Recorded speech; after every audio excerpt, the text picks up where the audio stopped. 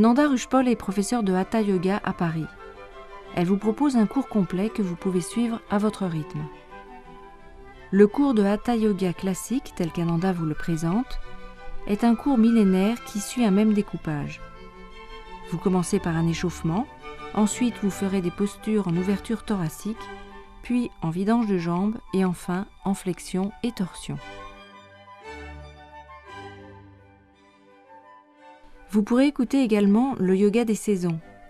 Ce chapitre évoque le lien auquel correspondent, selon la tradition, les postures.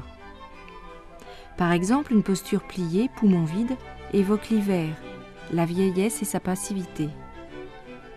Parmi les jeux de correspondance, une posture dynamique en rond, comme celle de la danse, évoque le soleil et donc sa force. Que vous ayez fait du yoga ou non, nous vous conseillons d'écouter les premiers conseils d'Ananda sur le rythme des cours, le choix de votre tenue et surtout le rôle et comment bien respirer. Et maintenant, c'est à vous.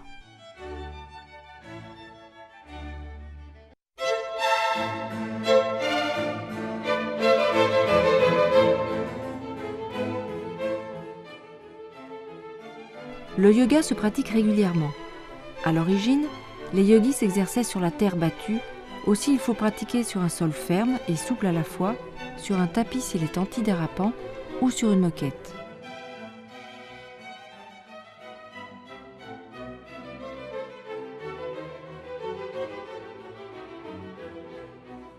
Il est conseillé de se vêtir avec des vêtements larges non synthétiques, ne serrant ni la taille ni les articulations, des vêtements en coton, lin ou laine. Le confort est important, d'autant que l'on respire par la peau et que sans contrainte, les échanges gazeux se feront mieux.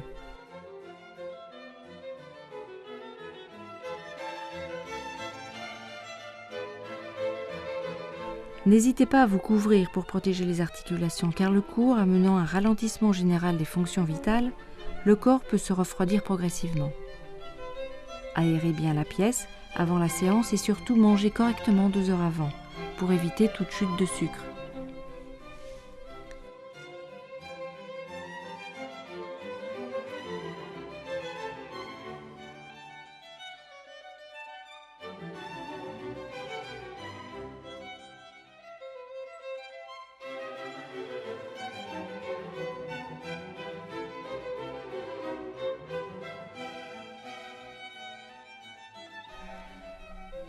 En yoga, pas de mouvement à répétition fatigant pour les articulations.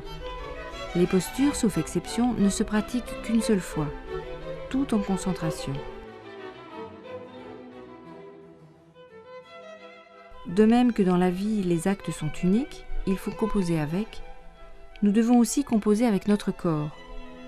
C'est pour cela que même si certaines postures vous paraissent spectaculaires, faites-les à votre niveau. L'important, c'est le geste juste. Ne forcez pas.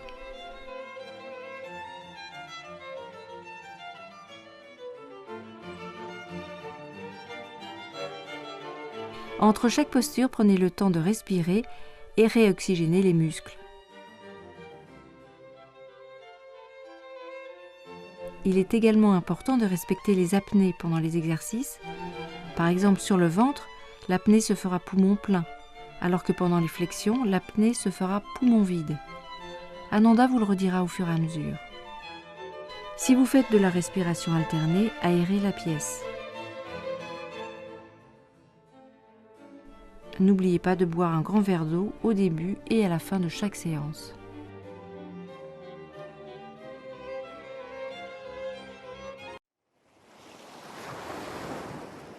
La respiration entre chaque posture est importante. Posez votre main sur le ventre si cela peut vous aider. Commencez par une petite respiration tranquille, appelée diaphragmatique. En position allongée la plupart du temps, écoutez le bruit de votre respiration. Restez neutre.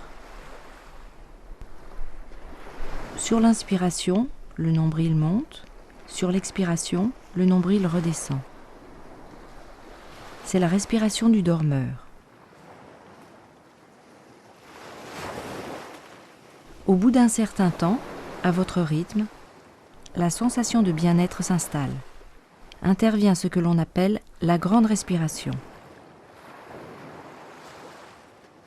Faites une seule et unique inspiration qui écarte les côtes et soulève la musculature.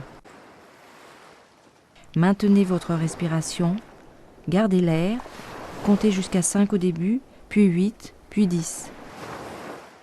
Ensuite, expirez sans pousser. Immobilisez à nouveau la cage thoracique poumon vide et comptez à nouveau jusqu'à 5, 8 ou 10. L'égalité parfaite entre les deux temps est important.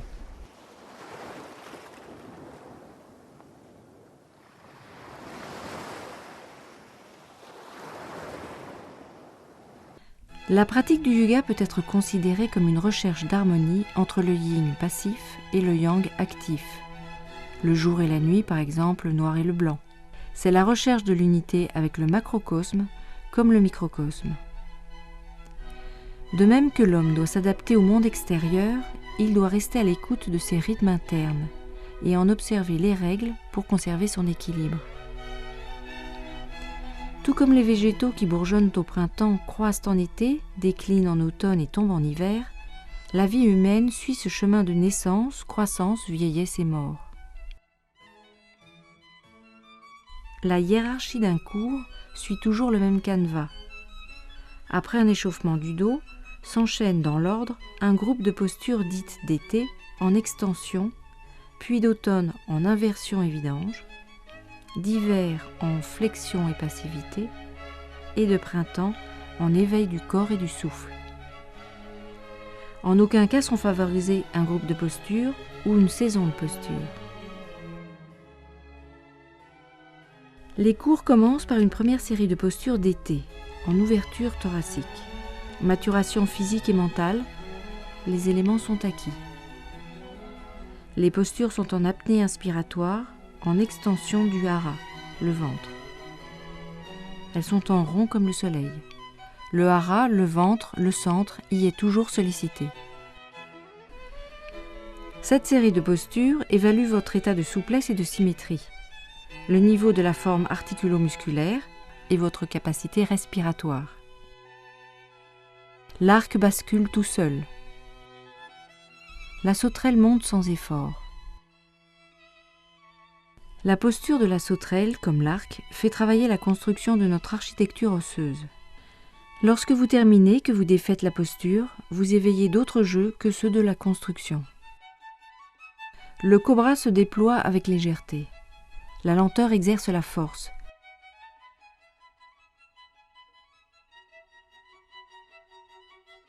Modèle de souplesse et de force, le chat, tout comme le félin, est le symbole de la beauté et de la dignité physique. Divinisé dans la moitié du monde, le chat a toujours été et restera un animal fascinant. Il utilise sa musculature avec grâce et intelligence. Il sait dissocier parfaitement les groupes musculaires. Sa manière de faire est en rapport avec l'idée d'indépendance musculaire.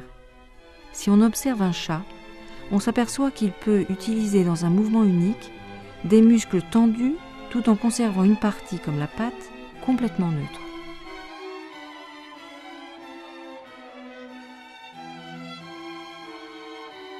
La deuxième série, dite d'automne, est en vidange de jambes. Elle illustre la période intermédiaire, elle fait suite aux postures dynamiques de l'été et prépare aux postures de repli de l'hiver. Ces postures en inversion privilégient l'action de la ceinture scapulaire et des bras. L'automne, la saison du vague à l'âme.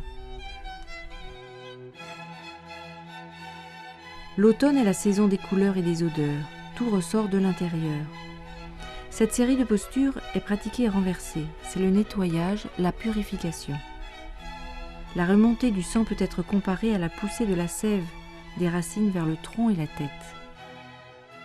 Ces postures demandent un ajustement constant de l'équilibre, une recherche d'égalité entre les tensions.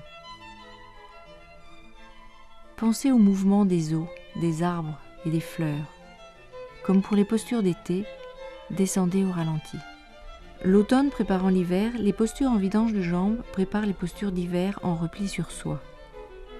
Les postures d'hiver sont enroulées et repliées sur elles-mêmes, comme s'il s'agissait d'occuper un minimum de volume.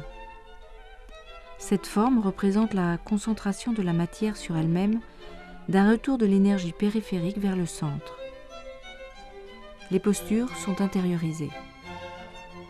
La respiration est au minimum vital ou en apnée. Le ventre n'est pas sollicité, absent, caché par le corps replié. S'il s'agit de postures de stabilisation profonde par la passivité musculaire, cette famille est de tendance yin.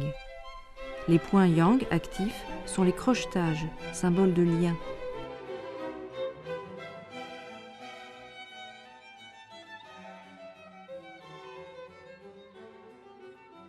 Les séances de yoga ne se terminent pas par les postures d'hiver, mais par celles du printemps, signe de renouveau, d'éveil des sens et de son reflet spirituel. Les postures tendront vers la lumière. Symboliquement, les périodes de passage ont chacune leur purification. Nous pouvons en constater plusieurs dans ces postures. Purification du sang par la vidange de jambes, restructuration de l'édifice osseux par les torsions, purification musculaire par la sollicitation du hara, le ventre, recherche d'unification des tensions, relâchement musculaire. Le salut au soleil a une place particulière en yoga. Cette posture est un tout. C'est une mise en forme idéale. On y trouve toutes les formes naturelles d'étirement. En un mouvement pendulaire, on se plie et se déplie afin de mieux reconnaître ses limites.